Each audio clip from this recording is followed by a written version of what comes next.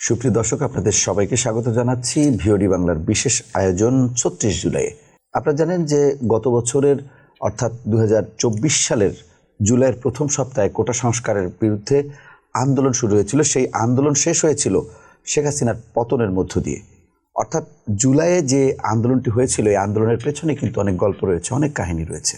সেই কাহিনী জানার জন্য আমরা এই আয়োজন করে থাকি। আমাদের আজকের আয়োজনে আমাদের সাথে আজকে যুক্ত হয়েছেন জুলাই যোদ্ধা এবং ছাত্রদল ঢাকা মহানগর উত্তরের ছাত্রদলের সাধারণ সম্পাদক মাহফুজুর রহমান লিপকন। আমরা এখন তার কাছে জানব জুলাইয়ের আন্দোলনের সেই গল্প।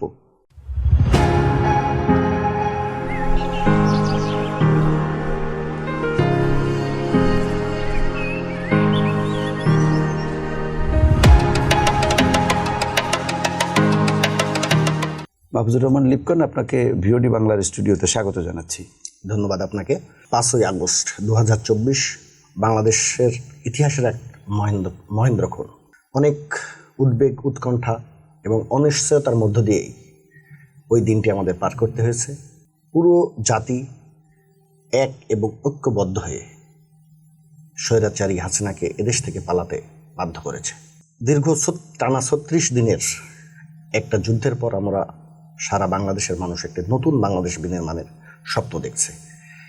আপনারা জানেন যে এই আন্দোলনে আমরা সর্বোচ্চভাবে মাঠে থেকে বাংলাদেশ জাতীয়তাবাদী ছাত্রদল কাজ করছে। এই আন্দোলনটা একটা কোটা প্রথার মাধ্যমে শুরু হয়েছিল। এই আন্দোলনটা কিন্তু প্রথম কোটা প্রথা শুরু হয় 2013 সালে। তারপর এটাকে থামানো হয়। এরপরে 2018 সালে আন্দোলনটা আবার শুরু হয়। পরবর্তীতে এই কোটা প্রথার আন্দোলনের মাধ্যমেই স্বৈরাচারকে আমরা দেশ থেকে পালাতে বাধ্য করেছি। তো তারই ধারাবাহিকতায় বাংলাদেশ জাতীয়তাবাদী ছাত্রদল এই আন্দোলনে সর্বোচ্চ ভূমিকা পালন করে। আপনি কবে থেকে এই আন্দোলনে সম্পৃক্ত হয়েছিলেন? আমরা কিভাবে সম্পৃক্ত হয়েছিলেন, জড়িয়ে পড়েছিলেন কিভাবে? মানে এটা তো শিক্ষার্থীদের একটি অরাজনৈতিক শিক্ষার্থীদের একটি যৌক্তিক দাবি ছিল। ছাত্রদলের একজন কর্মী বা নেতা হিসেবে মহানগরের বা ছাত্রদলের সেন্ট্রাল বা যাই বলি না কেন, আপনি আন্দোলনে কিভাবে জড়িয়ে পড়েছিলেন এবং আপনার ভূমিকা কী ছিল, এই গল্প আমরা শুনবো আজকে। আমি সেটা বলতে গেলে একটু পিছনে ফিরে যেতে হয় আমাকে। আপনারা জানেন এই পুরো জাতিকে এক এবং ঐক্যবদ্ধ করে শুধু লন্ডন থেকে তৃণমূলের নেতা জনাব তারেক রহমান এই আন্দোলনটাকে তার অনস্বীকার্য একটা অবদান রাখে।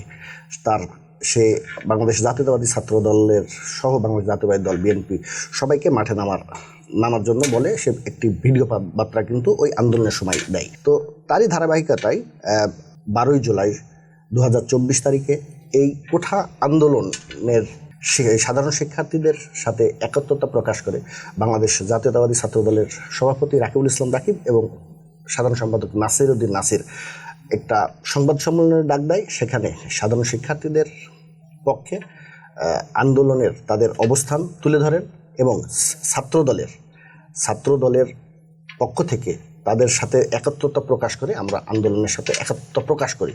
এর আগে 25শে জুন 2024 তারিখেও বাংলাদেশ জাতীয়তাবাদী ছাত্রদল এই আন্দোলনের সাথে আপনার সমর্থন জানিয়ে এই সর্বাত্মকভাবে মাঠে ছিল এবং আমরা ওই দিন এই পল্টন কেন্দ্রীয় কার্যালয়ের সামনে মিছিল এবং সমাবেশ করি এবং তখন সারা বাংলাদেশে ক্যাম্পাসগুলোতে মিছিলের কথা বলা হয়।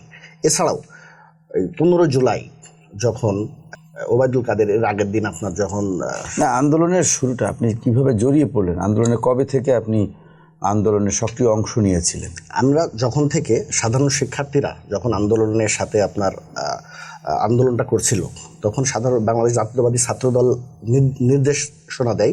তারপর থেকে আমরা মাঠে ছিলাম। এটা কয় তারিখে? এটা সম্ভবত আপনার আমাদের আন্দোলন শুরু হওয়ার পরপরই, আপনাদের তারিখটা আমার ঠিক মনে নাই, 1 তারিখে তো আন্দোলন শুরু হয়। 1 তারিখে আন্দোলন। তারপর তখন এই আন্দোলনটি খুব বেশি দানা বাঁধেনি। 3 থেকে 4 তারিখ থেকে শুরু হয়েছে এই আন্দোলন ব্যাপক আকারে। তখন থেকেই কিন্তু আমরা মাঠে, আমাদের অসংখ্য ভিডিও ফুটেজ আছে। আমার নিজের কথাই বলি, অসংখ্য। কারণ আপনারা যখন বাংলাদেশ জাতীয়তাবাদী কেন্দ্রীয় সংসদের থেকে ঘোষণা দেয় তারপর থেকে কিন্তু আমরা মাঠে সাধারণ শিক্ষার্থীদের সাথে একত্র প্রকাশ করে আমরা ওই আন্দোলনে সরাসরি আমরা যুক্ত থাকি আর কি। এবং আন্দোলনটা আপনারা দেখেছেন বিভিন্ন সময় বিভিন্নভাবে আপনার সবসময় আমরা একটা জায়গায় নির্দিষ্ট জায়গায় আন্দোলনটা আপনি আপনার নিজের একটু স্মৃতিচারণ করেন ওই আন্দোলন। আন্দোলনে বললেন, তখন আমার বাসা ছিল আপনার মহাখালী। যখন আন্দোলন শুরু হয় তখন আমি তিতুমির কলেজ ছাত্র দলের সিনিয়র ভাইস প্রেসিডেন্ট। ওই সময় কিন্তু আমরা ওই যে আপনার ওই মহাখালী রেল ক্রসিংয়ে দেখবেন যে পুলিশের সাথে আমাদের অনেক বাধা বিপত্তির হয়েছে, পুলিশের সাথে আমাদের অনেক যুদ্ধ হয়েছে। ওই আন্দোলনে আমি সক্রিয়ভাবে আমার নেতাকর্মীদের নিয়ে আমি সক্রিয়ভাবে আন্দোলনে অংশগ্রহণ করি। এবং তার পরবর্তী সময়ে কখনো আপনার ওই যে রামপুরায় বাড়িতে থাকতে পারতেন? রাতে কি বাড়িতে ঘুমাতে পারতেন? না, রাত্রে ঘুমাতে পারি না, সেখানে থাকতাম। কখনো রামপুরা, কখনো উত্তরা। ছেলেদের মানে আপনার ছাত্র দলের অন্যান্য কর্মীদের অর্গানাইজ করতেন কিভাবে? ওই যে সবাই পালিয়ে থেকে এইভাবে ফোনে আমরা তাদের সাথে যোগাযোগটা করতাম। এবং দলের নির্দেশনা ছিল, আমাদের ভিতরে ছাত্র দলের নির্দেশনা ছিল যে যেখানে থাকবে, কারণ জানে যে সময় সবাই কিন্তু বাড়িতে ঘুমাইতে পারেন না, বাড়িতে অলরেডি পুলিশ মানে আপনার যার বাসাতে কিন্তু অলরেডি পুলিশের হানা চলতেছে। তখন কিন্তু আমাদেরকে নির্দেশনা দিয়ে দেয় যে যেখানে থাকে, যেখানে আন্দোলন শুরু হয়, শিক্ষার্থীরা যেখানে নামবে সেখানে তাদের সাথে আপনার নামার জন্য নির্দেশনা থাকে। তো আমি আমার ব্যক্তিগতভাবে কখনো আমি আপনার রামপুরায় যখন বনশ্রী ছিলাম 2 দিন, রামপুরায় আপনার যখন ওই আন্দোলন শুরু হয় তখন কিন্তু ওই রামপুরায় ওই আন্দোলনের সাথে ছিলাম। তারপর বাংলাদেশ জাতীয়তাবাদী কেন্দ্রীয় ছাত্র দলের সাধারণ সম্পাদক নাসিরউদ্দিন নাসিরের নেতৃত্বে আমরা কাকরাইল মোড়ে আমরা আন্দোলন করছি। আমি নিজে আপনার কেন্দ্রীয় শহীদ মিনারে যেদিন প্রোগ্রাম হয় সায়েন্স ল্যাব থেকে, 3 তারিখে জি, মিছিল আকারে আমরা ওখানে গেছি।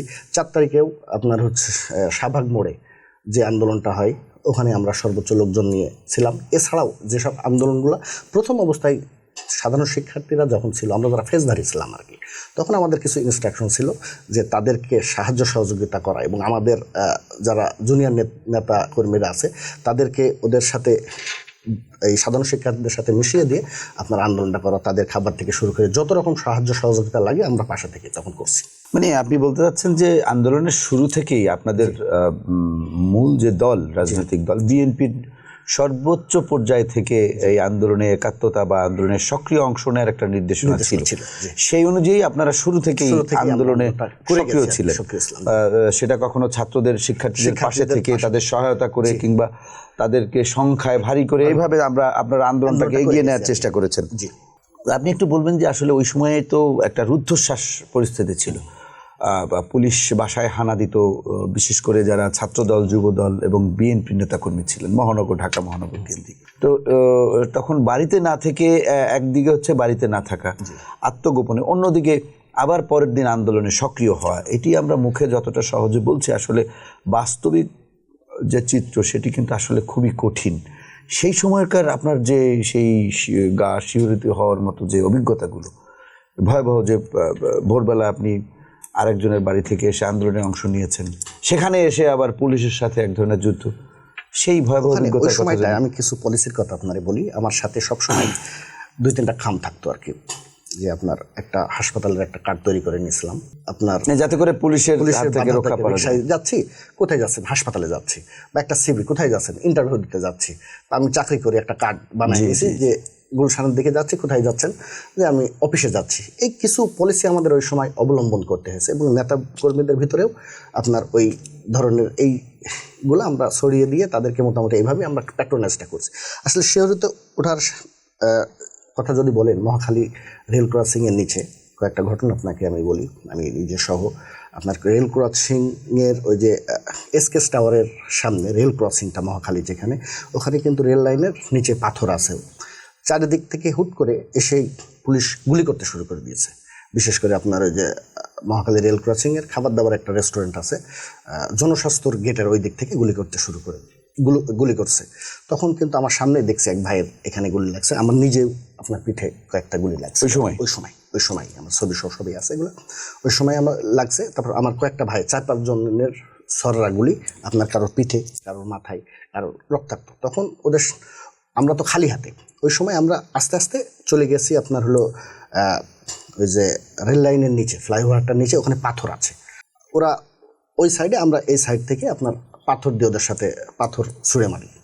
ওরা ওদিক থেকে গুলি করতে করতে আমাদেরকে সামনে নিয়ে যায়। আবার আমরা আস্তে আস্তে আপনার এভাবে বেশ কিছু যুদ্ধ ওখানে আমাদের সংগঠিত হয়েছে। যেহেতু মহাখালী বেশি থাকতাম ওখানে, তারপর কিছুদিন বনশ্রী ছিলাম। বনশ্রীতে আপনার ওই যে ওই মেরাদিয়ার ওখানে একটা নদী আছে, একটা সাঁকো পার হয়ে আপনার আফতাবনগরের ভিতরে আসতে হয়, বাঁশের সাঁকো। জি জি, বাঁশের সাঁকো। ওখান থেকে যেহেতু নতুন, ওখানে জানতাম যে ওখান থেকে আফতাবনগরের ভিতরে পার হওয়া যায়। জি, আফতাবনগরে ঢুকলে বেসিক্যালি ওই পিছন দিয়ে আসলেও আপনার এই ব্র্যাক ইউনিভার্সিটির ওখানে যখন আন্দোলনটা চলে তখন ওখানে ওঠা যায় আর কি। তো ওখান থেকে আফতাবনগরের ভিতর দিয়ে হেঁটে হেঁটে আপনার আমরা কিন্তু আন্দোলনটা গেছি। আবার আমাদের ওই বাড্ডা, রামপুরা, আপনার সাথে যে ছেলেটির এখানে গুলি লেগেছিল সে কোন ছাত্র সংগঠনের ছিল? ও হচ্ছে আপনার হচ্ছে নিরীহ সাধারণ তিতুমিরে। তো তার অবস্থা কি ছিল? আমার সে মারা গেছিল? না, সে মারা যায়নি, পরে তাকে ট্রিটমেন্ট করা হয়েছিল। পরে আমার সাথে আমার একটা ছোট ভাইয়ের আপনার গুলি লাগছিল আর কি। ওই যে ওর ভিতরে সে ছাত্রদল করে, বনানী থানা ছাত্রদল করতো। তার নাম হচ্ছে আপনার জিসান। তার গুলি লাগে, 2টা গুলি লাগে আপনার এখানে, মাথার এখানে একটা। পরে তাকেও ট্রিটমেন্ট করা হয়েছিল আর কি। তো ওই আপনার রামপুরায় ওখানে আপনার কিছু পুলিশের সাথে যুদ্ধ এবং মিছিল, পরে আপনার হচ্ছে বাড্ডায় লিঙ্ক রোডের, এটা বিশেষ করে 18-19 তারিখের পরে আফতাবনগর, রামপুরের দিকে ব্যাপক একটা তখন আন্দোলনটা ঢাকা বিশ্ববিদ্যালয়ের ক্যাম্পাস থেকে বাইরে, মানে যাত্রাবাড়ি একটা পয়েন্ট, উত্তরে একটা পয়েন্ট ছিল, আপনার মোহাম্মদপুর একটা পয়েন্ট ছিল, সায়েন্স ল্যাব একটা পয়েন্ট ছিল, আপনার যাত্রাবাড়িতে একটা, রামপুর আফতাবনগর, এই সাইডগুলোই আন্দোলন। এই জন্য আমরা চেষ্টা করতাম যে যেহেতু বাড়িতে থাকতে পারি না, মানে মহাখালী আমার বাসা, মেসে থাকি, ওয়ারলেসে, তো ওখানে যেহেতু থাকতে পারি না, তখন যেই এলাকায় সাধারণত আন্দোলনগুলো হয় চেষ্টা করতাম ওই এলাকায় যে কোনো একটা জায়গায় থাকার জন্য আর কি। তো আপনারা এই 18 তারিখের পরে যখন আর্মি নামলো, 19 তারিখ সম্ভবত 19 জুলাই, তখন তো সারা দেশে এক ধরনের শাটডাউন কর্মসূচি ঘোষণা করা হলো সরকারের পক্ষ থেকে। সেই পরিস্থিতিতে আবার ভিন্ন অভিজ্ঞতা। সেই পরিস্থিতিতে একটা অভিজ্ঞতা আসলে আমি বলতে চাই, এটা আপনি জিজ্ঞাসা না করলেও আমি শেয়ার করতাম। জি বলেন। যে আপনার 20 তারিখে মনে হয় একটা 144 ধারা জারি করছিল। 19 তারিখে করছিল ওইটা, হ্যাঁ 19 তারিখে রাত্রে করছিল, 20 তারিখে। তো 20 তারিখে কিন্তু সারা বাংলাদেশে ফার্স্ট একটা বাংলাদেশ জাতীয়তাবাদী ছাত্রদল কেন্দ্রীয় সংসদের সাধারণ সম্পাদক নাসিরের নেতৃত্বে শান্তিনগর মোড়ে একটা, তখন কি নাসিরউদ্দিন নাসির সাধারণ সম্পাদক ছাত্রদল, তো তার নেতৃত্বে আমরা ফার্স্ট ওই যে কোথায়, 10টার দিকে শান্তিনগর মোড়ে, শান্তিনগর মোড় থেকে নাইটাঙ্গেল অভিমুখে আমরা একটা মিছিল করি, মানে ওই 144 ধারার ভিতরে ফার্স্ট মিছিল। ওইটাই হয় ফার্স্ট মিছিল সকালে, আপনি একটু লক্ষ্য করলে দেখবেন। তো ওখানে তো আসলে বেসিক্যালি সবসময় ডিবি, র্যাব, বিজিবি আশপাশে আসি। তার ভিতরে ওই জায়গাটা বেছে নেওয়ার কারণ ছিল ওখানে আপনার একটা বাজার আছে, শান্তিনগর মোড় থেকে নাইটাঙ্গেল যাতেই হাজের বাম পাশে কাঁচা বাজার আছে, যে কারণে অনেকে আমরা ভিতরে কাঁচা বাজারের আশ্রয় নেওয়া যায়। জি, তাছাড়া তো ওই দিন 144 ধারা জারি করার কারণে আপনার ওই দিন সকালে তো নর্মালি 2-3 জন একসাথে কোথাও হইতে দেওয়া যায় না। তো ওই জায়গাটা সারা দেশে একটা থমথমে ভাব ছিল, মানুষ বের হতো। আমি ওই দিন আসছি হচ্ছে আপনার, আমি ওই দিন ছিলাম হচ্ছে মিরপুরে। আমি চিন্তা ভাবনা করেছিলাম মিরপুর, মানে মোটামুটি সব জায়গায় উত্তরার মিরপুর মানে একটু কম যাওয়া হয়েছে আমার। তো ওই দিন আমি ক্যান্টনমেন্টের ভিতরে ছিলাম আর কি। তো গাড়ি তো চলে না, ওখান থেকে সকালে আমার প্রায় 2-2.5 ঘন্টা ব্যয় করে আমার ওই জায়গায় আমি পৌঁছাইছি। যাতায়াতের অভাবে যা হয়, ভাসান থেকে ভিতর দিয়ে প্রথমে আগারগাঁ থেকে ফিরাই দিয়েছে, তারপর আবার গন্তব্যে চলে গেছি। বাসা থেকে আমার তো ওই মানে আপনার এই জুলাইয়ের আগে আপনার পুলিশ ধরে আমার মেরে আপনার পায়ে লিগামেন্ট ছেড়ে দিয়েছিল, ওর একটা আপনার পেপার ছিল। তো ওটা নিয়ে আমি বের হয়েছি যে হাসপাতালে যাবো, উদ্দেশ্য ছিল হাসপাতালে।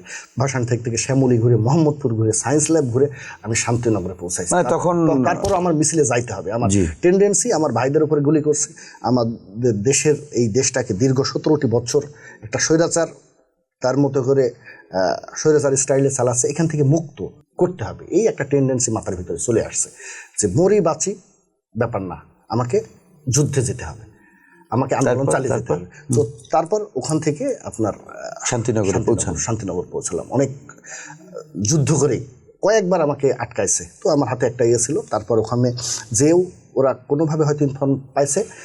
প্রথমে আমাদের শান্তিনগর মোড়ে বিক্ষিপ্তভাবে চার দোকান তো ছিল না, তো বাজারের ভিতরে মোটামুটি ঢুকছে, কেউ বাইক নিয়ে বিভিন্নভাবে যার স্টাইলে আপনার সাংবাদিকের কার্ড বা বিভিন্নভাবে তারা হচ্ছে চলাচল করতেছে।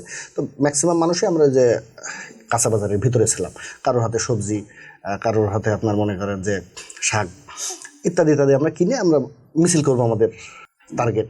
তো আমরা ওখান থেকে আমরা ফার্স্ট কিন্তু আমরা মিছিল করি নাসিরউদ্দিন নাসিরের নেতৃত্বে 144 দ্বারা ভঙ্গ করে আপনারা প্রথম ঢাকার রাজপথে মিছিল করেছিলেন, যখন ঢাকা বিশ্ববিদ্যালয়ে 18 তারিখ রাতেই তো শাটডাউন হয়ে যায়, অর্থাৎ হলগুলো বন্ধ করে দেওয়া হয়। তারপরে ঢাকা বিশ্ববিদ্যালয়ে কেন্দ্রিক কোনো আন্দোলন আমরা সেই সময় দেখিনি, কারণ কোনো শিক্ষার্থী সেখানে ছিলেন না। তখন আন্দোলনটি সারা ঢাকা শহরে বা সারা বাংলাদেশে ছড়িয়ে পড়ে, বিশেষ করে ঢাকা শহরে বিভিন্ন পয়েন্টে পয়েন্টে ছড়িয়ে পড়ে। 8টা পয়েন্টকে ভাগ করে দেওয়া হয়, কিন্তু তখন মোটামুটি সবাই জানতো যে 8টা পয়েন্ট। এই কৌশলটি বোধহয় আন্দোলনের সবচেয়ে বড় টার্নিং পয়েন্ট, রাইট? কারণ মানুষের মধ্যে এক ধরনের আতঙ্ক তৈরি হয়েছিল যে 18 তারিখের পরে আদৌ আন্দোলন হবে কিনা। 19 তারিখে আবার এই যে 6 জনকে আপনার তুলে নিয়ে যাওয়া হলো, তারা তো এক পক্ষে স্টেটমেন্ট দেওয়ানো হলো যে তারা স্টেটমেন্ট দিয়ে দিল যে আমরা আন্দোলনে যাচ্ছি না। তারপরেও কিন্তু আন্দোলন থেমে থাকে নাই, তারপরেও কিন্তু আন্দোলন, এটাই ছিল টার্নিং পয়েন্ট। এই জন্য আমি বললাম যে এরপরে যে আন্দোলনের কৌশলটা, এই তখন দেখেন সারা বাংলাদেশের মানুষ এক এবং ঐক্যবদ্ধ হয়ে ঝাঁপিয়ে পড়েছে যে কোনো বাধাই তাদেরকে থামাইতে পারবে না। এইটাই ছিল চ্যালেঞ্জ। 18 তারিখের পর যদি মাঠটা ধরে রাখা না যেত তাহলে আন্দোলন স্থিমিত হয়ে যেত, তাহলে আর কিছু। তাহলে আপনি এই যে জনতার যে সংযোগ, জনতা যে রাজপথে, মায়েরা নেমে আসছে পানি নিয়ে, বিস্কিট নিয়ে, বাবা তার ছেলে গেছে, তার বাবাই নেমে আসছে বাসায় ফল নিয়ে, নাই মা নেমে আসছে খিচুড়ি রান্না করে তার সন্তানদের জন্য। মা এমন ঘটনা আছে, ছোট বাচ্চা ছেলে মেয়ে সব নিয়ে রাস্তায় ছেলে। 18 তারিখের পরেই হয়েছে। সেই সময় আসলে আপনাদের শান্তিনগরের ঘটনার পরে আপনার পরবর্তী কার্যক্রম, পরবর্তী আন্দোলনের ধাপ যদি বলতেন। পরবর্তীতে 19 তারিখের পরে, 19 তারিখের পরে এটা এভাবেই আমরা মনে করেন যে আন্দোলনগুলো চালিয়ে গেছি। এই 8টা পয়েন্টে যখন ভাগ করে দেওয়া হলো, তখন ওই তো যে পয়েন্টগুলো সাধারণত হবে ওই সময়গুলো চেষ্টা করতাম যে ওই এলাকাগুলো থাকার জন্য।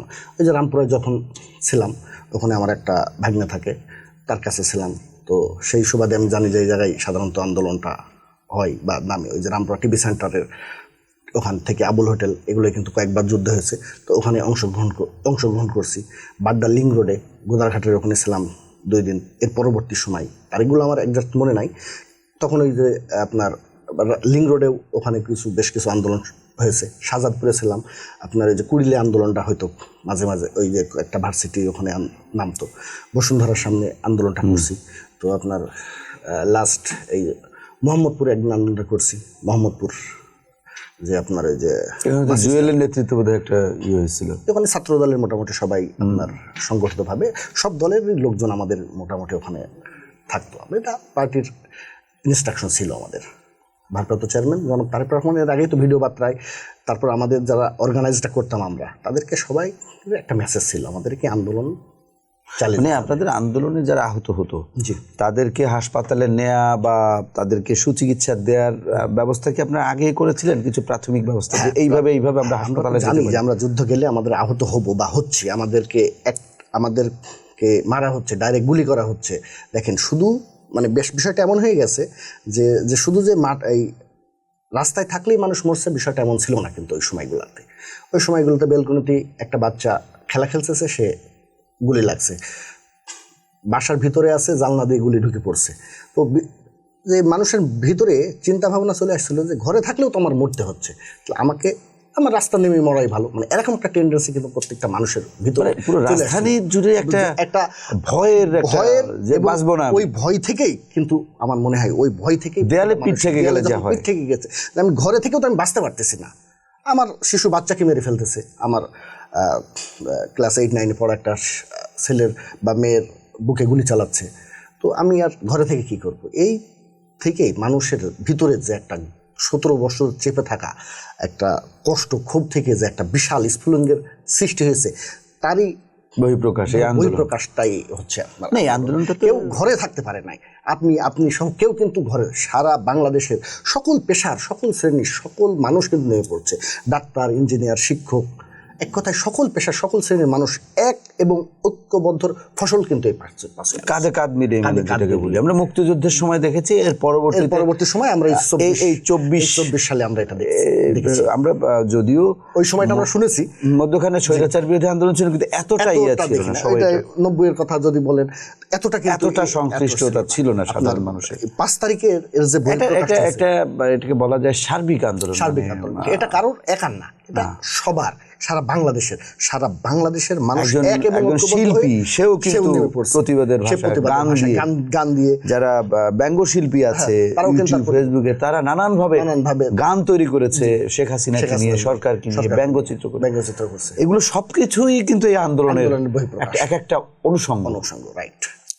আসলে এই ধরনের 24 আমাদের জীবনে আবার আসুক, এটা আমরা কামনা করি না। এটা কামনা করি না অর্থে এই যে আসলে এই ধরনের পরিস্থিতি নিশ্চয়ই তৈরি হবে না। হ্যাঁ, এই ধরনের পরিস্থিতি নিশ্চয়ই তৈরি হবে না, যেরকম আন্দোলন করতে হবে, এইরকম জীবন দিতে হবে আমাদের শিক্ষার্থীদের, আমাদের জনতার, আমাদের একজন গার্মেন্টস কর্মীর, আমাদের একজন রিক্সা চালকের, একজন দিনমজুরের।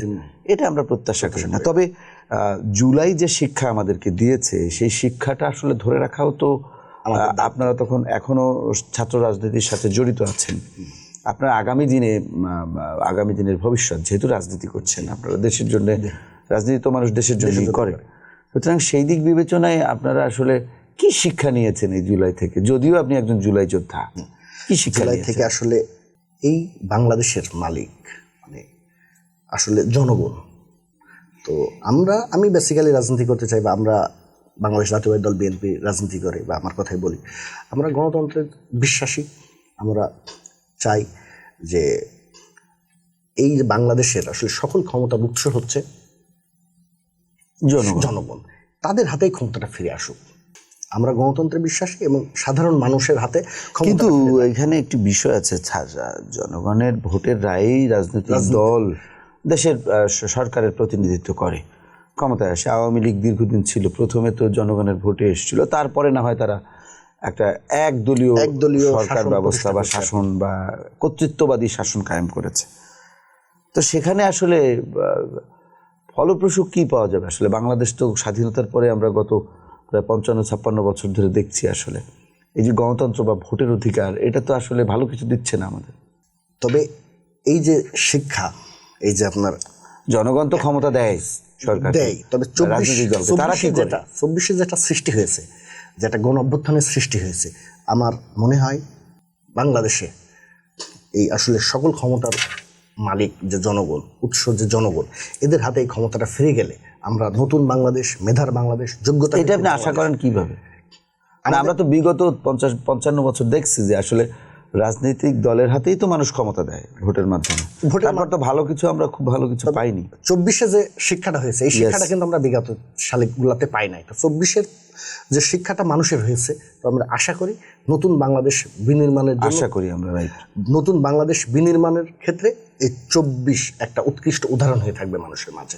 24-এর কথা মনে করলে কোনো রাজনৈতিক দল বা কোনো গোষ্ঠী আসলে এই ধরনের কর্তৃত্ববাদী শাসন প্রতিষ্ঠা করতে পারবে না, বা তার ইচ্ছা পোষণটাও হবে না।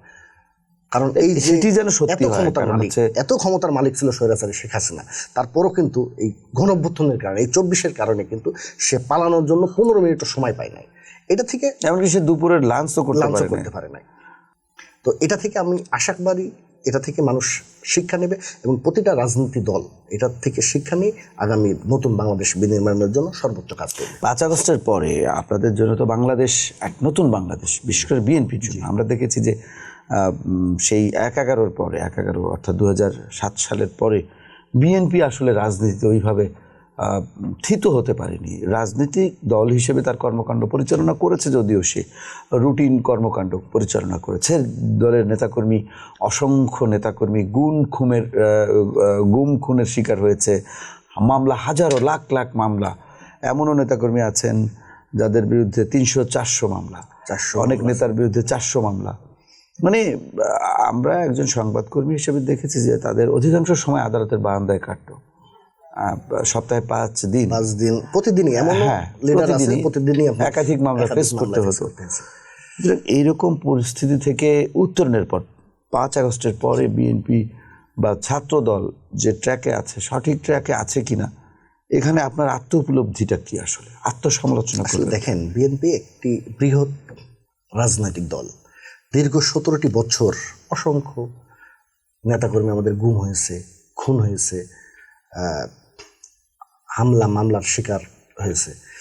তারপরেও কিন্তু বিএনপিকে দমিয়ে রাখতে পারে নাই। স্বৈরাচারীর আমলেই একটু পিছনে ফিরে যাই, স্বৈরাচারীর আমল থেকেই কিন্তু চেষ্টা করছে বিএনপিকে ভেঙে চুরিয়ে চূর্ণ বিচূর্ণ করে ফেলতে।